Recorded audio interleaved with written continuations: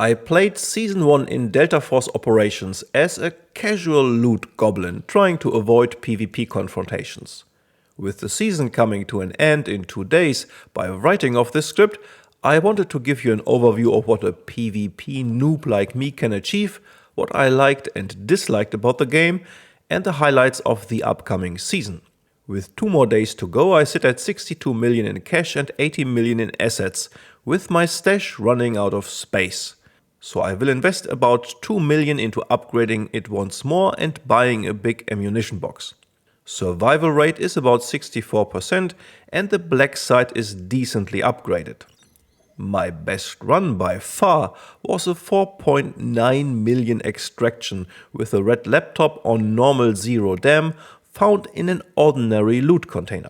I had some extractions with 2 million and some with around 1 million, but mostly I saw runs between 300 and 600k.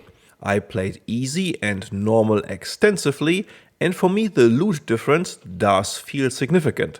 But you can make good money on easy and it is much less stressful to play easy operations. Currently, I can't go beyond Department Level 2 as a pure solo player, because most quests now involve going into hot zones early in game or are on maps like Space City, which is a waste of time if you want to avoid PvP. But overall, I'm still surprised how much fun I have playing as a scavenger and loot goblin with a forever winter mindset, and how generous the game economy is for casual players and PvP noobs. I really like that. I also really like the gameplay in general. Movement, gunplay, pacing, operator skills and so on. In addition, the game runs like a charm. No bugs, no crashes, looks great and has heaps of well thought out quality of life features like in-game map with markers you can highlight, great ping system, auto-rotating items, comprehensive item descriptions with values and direct links to auction something off or trade it in for gear. And the barter economy is also pitch perfect. You can very easily obtain blue kits for nearly no money, once you know which items to hoard for vests, helmets and so on. The time-limited special markets in the T&A section are also a fantastic source for cheap blue and purple gear. Blue ammunition is easy to craft, and tier 4 vests, helmets and ammunition feel great to craft by yourself for some extra income or as cheap gear for yourself. The economy balance as a whole is something I really like about this game. It is overall a very modern feeling, highly polished game in my opinion. The Battle Pass is also priced very fair. I paid $8 for over 100 hours of playtime and will buy the next one. And while the Battle Pass is not a must-have, especially if you only play occasionally, it offers great value with a lot of gear and ammunition and a slightly bigger save box. I also think that the weekly cap is a good idea, with uncapping it at the end of the season like they did it now. I personally had no big problem with cheaters. I would say 2 of my eliminations have been very suspicious, with one definitely being a cheater. But then I try to avoid confrontations in general, so my impressions may vary a lot from people who look for engagements. But watching a few streams, I also think people cry out for cheaters much too fast when it was simply a superior player or positioning of the enemy.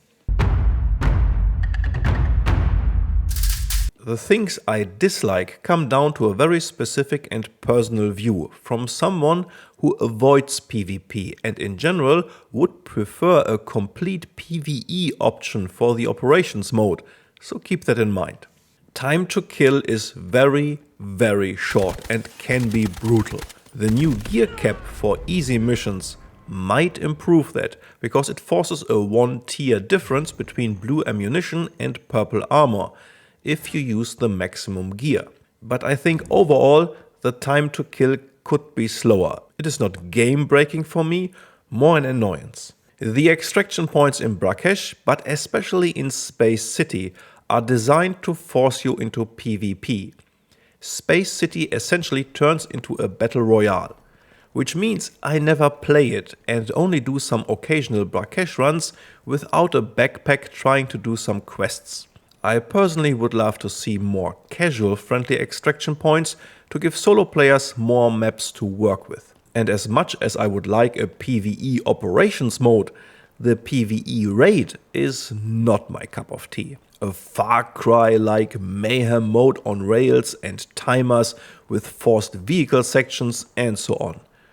I do hope the campaign plays more like a tactical shooter and is slower paced than this raid mode. On that note, the Black Hawk campaign has recently been delayed and will sadly not come with Season 2.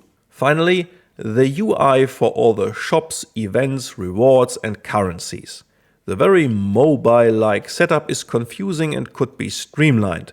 Not that I'm against receiving free gear basically just for logging in or doing a very basic daily operation task for some free gear tickets. As nice as the rest of the UI for inventory management and during operations is, this specific part does have a lot of room for improvement. As mentioned, the new gear cap for easy missions is great. It gives you an incentive to strive for purple armor, which is not that hard to obtain, but demands some effort and establishes a risk versus reward situation that feels about right for casual players. Blue ammunition is relatively cheap and can easily be crafted at the black side. It will be interesting to see if the time to kill benefits from the forced one-tier gap between ammunition and armor. I doubt it will be enough, but maybe I'm wrong. The upcoming map additions, especially for Zero Dam, look awesome, and I can't wait to try the new underground areas. With the same amount of players as before on the map, solo loot goblins now have more options to actively avoid players and should see less players on established routes. More hoarding, less dying. They also announced a new operator every quarter. The new shield guy already received a few nerfs before even being dropped outside of China, so he might not be as dreadful as some people think. I wonder if he will be a decent hack claw alternative for solo stealth runs. And as someone who really likes the overall operator system, I am excited for additions on a regular base. Optional wipes are also a fantastic idea in my opinion, and again, a very casual friendly approach. I will definitely not do a wipe for Season 2 and try to get more quests done and further upgrade my black side. For a free-to-play game, Delta Force Operations really won me over, and I can see myself sinking a lot of joyful hours into the next season. How did you fare in your first season, and what have been your highlights or worst moments?